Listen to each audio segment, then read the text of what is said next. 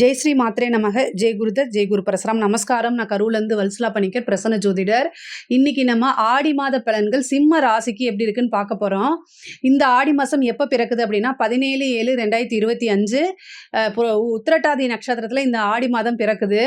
பொதுவாகவே இந்த மாதம் வந்து உங்களுக்கு நிறைய அலைச்சல்கள் இருக்கும், நிறைய பிரயாணங்கள் இருக்கும். சில பேர் வந்து வெளியூர் வெளிமாநிலம் செல்லக்கூடிய அமைப்புகள் கட்டாயம் உண்டு. நிறைய உங்களை அறியாமே டென்ஷன், அதிகமான கோபங்கள், இது எல்லாமே வரும். சில பேருக்கு வந்து பல்லு சம்மந்தப்பட்ட விஷயங்கள், வண்டி வாகனங்களை போகும்போது ஜாக்கிரதை, இது எல்லாமே நீங்கள் கட்டாயம் வந்து ஃபாலோ பண்ணிக்கணும், ஜாக்கிரதையாக இருக்கணும். ஆனால் பொருளாதாரத்தை பொறுத்த வரைக்கும் நல்ல வளர்ச்சி தான். உங்களுக்கு 26 ஜூலை மாதம் 26ஆம் தேதி சுக்கிரன் 11க்கு வராரு. 10 குடையவர் 11க்கு. அப்போது தொழில் மூலிமா நல்ல லாபங்கள் கிடைக்க போகுது. ஏற்கனவே குரு உங்களுக்கு 11ஆம் இடத்துல லாபஸ்தானத்தில் தான் குரு இருக்கார் உங்களுடைய ராசியை பொறுத்த வரைக்கும். இந்த 11 குடையவர் 10 குடையவர் 11க்கு வரதுனால தொழில் மூலிமா நல்ல லாபங்கள் உறுதியாக உண்டு. அவருடைய பார்வை வேறு 5ஆம் இடம். அதனால் நல்ல திடீர்னு ஒரு அதிர்ஷ்டம், தொழிலுக்காக நீங்கள் போட்ட எஃபர்ட்கெல்லாம் நல்ல பலன்கள் கட்டாயம் உறுதியாக கிடைக்குங்க.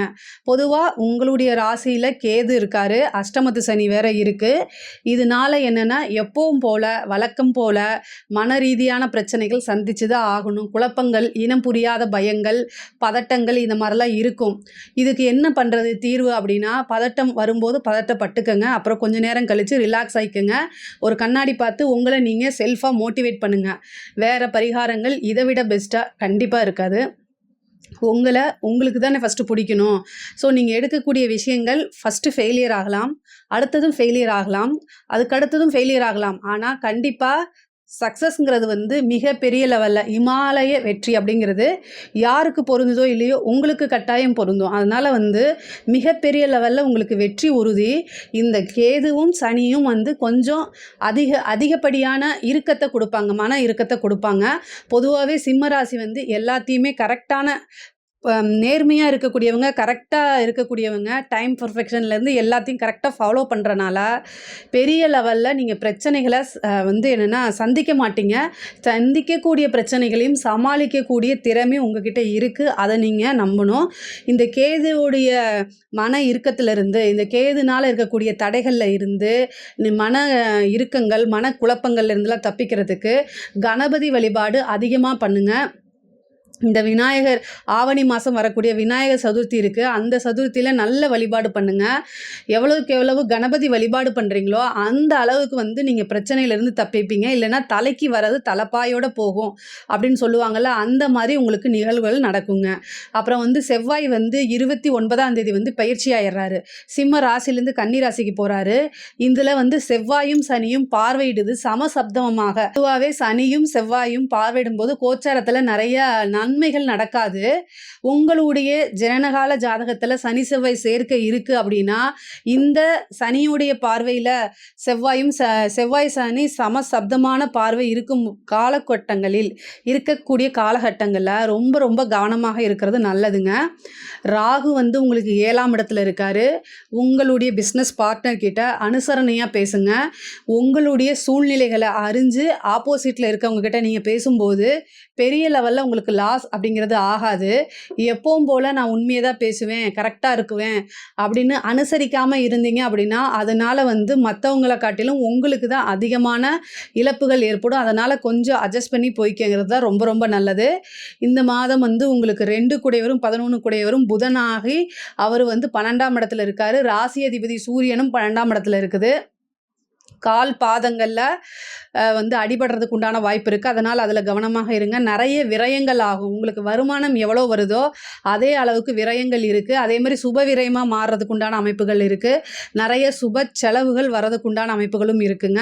புதுசாக நிறைய இன்வெஸ்ட்மெண்ட் எல்லாம் பண்ணக்கூடிய அமைப்புகள் இருக்குது. உத்தியோகத்தில் இருக்கவங்களுக்கு நிறைய அலைச்சல்கள் இருக்குது. நிறைய பேர் வந்து வெளிநாட்டுக்கு போகிறதுக்கு உண்டான முயற்சிகளை இப்போ பண்ணிங்கன்னா அது சக்ஸஸ் ஆகும். சில பேருக்கு வெளிநாட்டிலே வேலை கிடைக்கிறதுக்கு உண்டான அமைப்புகள்லாம் இருக்குது.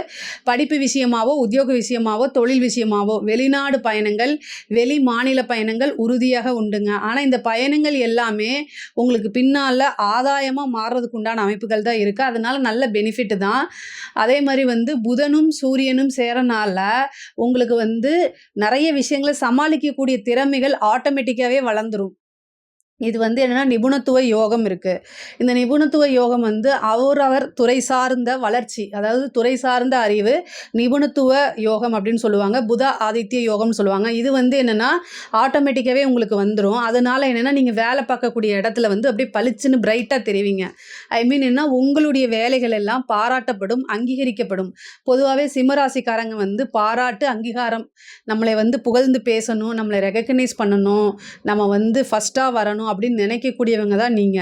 ஸோ அது வந்து இந்த மாதம் உங்களுக்கு கிடைக்கும். உங்களுடைய உழைப்பு வந்து பெரிய லெவல்ல ரெகக்னைஸ் பண்ணப்படும். அதுக்கு உண்டான மதிப்பும், மரியாதையும் தன்னால கிடைக்கும்.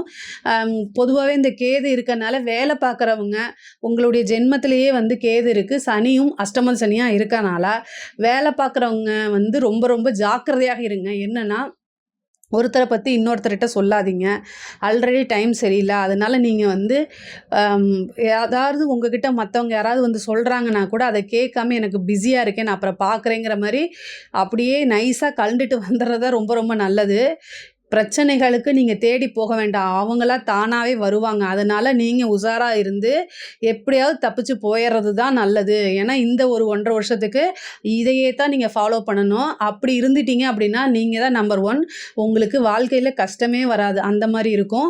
கணவன், மனைவி சார்ந்த பிரச்சனைகள் வரதுக்கு உண்டான வாய்ப்புகள் இருக்கு. ஆனாலும் வந்து 7ஆம் இடத்துக்கு குருவோடைய அனுக்கிரகம் இருக்கனால, இப்ப சுக்கிரனும் இருக்கனால, சண்டை, வாக்குவாதங்கள் இருந்தாலும் சமாதானமாயிக்கும். பிரிந்தவர்கள் ஒன்று சேரக்கூடிய அமைப்புகள் இருக்கு. பொதுவாகவே பார்ட்னர்ஸ் கிட்ட கொஞ்சம் அட்ஜஸ்ட் பண்ணி போங்க. அது லைஃப் பார்ட்னராக இருந்தாலும் சரி, பிஸ்னஸ் பார்ட்னராக இருந்தாலும் சரி. பொதுவாகவே படிப்பு விஷயத்தில் நல்லா படிக்கக்கூடிய குழந்தைகள் நல்ல மேலும் மேலும் வளர்ச்சி அடைகிறதுக்கு உண்டான அமைப்புகள், படிப்பு விஷயமா வெளியூர் போகிறதுக்கு உண்டானது, உயர்கல்வியில் நல்ல சாதனை படிக்கக்கூடியது. நிறைய பேருக்கு இந்த டைமில் வேலை கிடைக்கிறதுக்கு உண்டான அமைப்புகள் இருக்குது. 6 கூடிய சனி அஷ்டமத்தில் இருந்தாலும் வேலை கிடைக்கிறதுக்கு உண்டான அமைப்புகள் இருக்குது. உத்தியோகஸ்தானம் ரொம்ப நல்லா இருக்குது. குருவோடைய அமைப்பும் நல்லா இருக்கு. சுக்கிரனும் 11ல வந்திருக்கனால பொருளாதார ரீதியா நிறைய உயர்வுகள் உண்டு. பெண்களை பொறுத்த வரைக்கும் இப்போ வந்து என்னன்னா கணவருடைய தேக ஆரோக்கியத்தில் கவனமாக இருக்கணும். அதே மாதிரி உங்களுக்கு நீங்கள் சமைக்கும்போது மின் சாதனங்களை இயக்கும்போது ரொம்ப ரொம்ப கவனமாக இருக்கணும். இது அஷ்டமஸ்தானம் வந்து ஆண்களுக்கு உயிர் ஸ்தானம், பெண்களுக்கு வந்து மாங்கல்ய ஸ்தானமாக இருக்குது. ஸோ அங்கே வந்து செவ்வாய் சனியும் வந்து சப்தம பார்வையில் இருக்கனால கணவருடைய தேக ஆரோக்கியத்தில் கவனமாக இருங்க. கணவருடைய நடவடிக்கையில் கவனமாக இருங்க. அவர் எங்கே போகிறாரு எங்கே வராருங்கிறத பாருங்க. அதே மாதிரி அவருக்கு ஏதாவது ஒரு ஹெல்த் இஷ்யூ ஆச்சுன்னா உடனே டாக்டர்கிட்ட கூட்டிகிட்டு போய் ட்ரீட்மெண்ட் அப்படிங்கிறத ஸ்டார்ட் பண்ணுங்க. சின்ன விஷயம் ஒரு அலட்சியம் அப்படிங்கிறது ஆபத்தில் கொண்டு போய் விடும். அதனால் வண்டி வாகனங்களை போகும்போது கவனமாக இருங்க. முக்கியமாக வேலை பார்க்கக்கூடிய பெண்கள் வந்து அவச்சொல்லுக்கு ஆளாகிறதுக்கு வாய்ப்பு இருக்குது. கோச்சாரத்தில் குருவும் சுக்கிரனும் சேரும்போது உங்களுக்கு காசு பணம் வரும், ப்ரமோஷன் வரும், கூடவே கெட்ட பேரும் சேர்ந்து வரும். ஸோ இது எல்லாத்தையும் காதில் போடாமல் உங்களுடைய முன்னேற்றத்திலையும் உங்களுடைய குடும்பத்திலையும் மட்டும் ஃபோக்கஸ் பண்ணி முன்னேறி வாங்க. அது மிகப்பெரிய லெவலில் உங்களுக்கு சக்ஸஸை கொடுத்துரும்.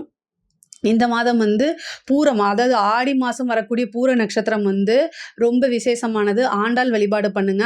ஆடி மாதம் வரக்கூடிய பூர நட்சத்திரத்தில் ஆண்டாள் வழிபாடு ப்ளஸ் அம்மனுக்கு வந்து வளைகாப்பும் அப்போ தான். அதனால் ஆடி பூரத்தில் வந்து என்ன செய்யுங்கன்னா வளைகாப்பு அம்மன் அவங்க வீட்டுக்கு பக்கத்தில் இருக்கக்கூடிய அம்மன் ஆலயங்களில் சென்று வளைகாப்பில் கலந்துக்கங்க. முடிஞ்ச அளவுக்கு கர்ப்பஸ்ரீகளுக்கு வளையல் வாங்கி கொடுங்க. அது ரொம்ப ரொம்ப நல்லது. எந்த வகை தோஷமாக இருந்தாலும் அதுக்கு வந்து இது பரிகாரமாக அமையுங்க. பொதுவாகவே சிம்ம ராசிக்கு ஆடி மாதம் வந்து நல்ல பலன்கள் தான் இருக்கு.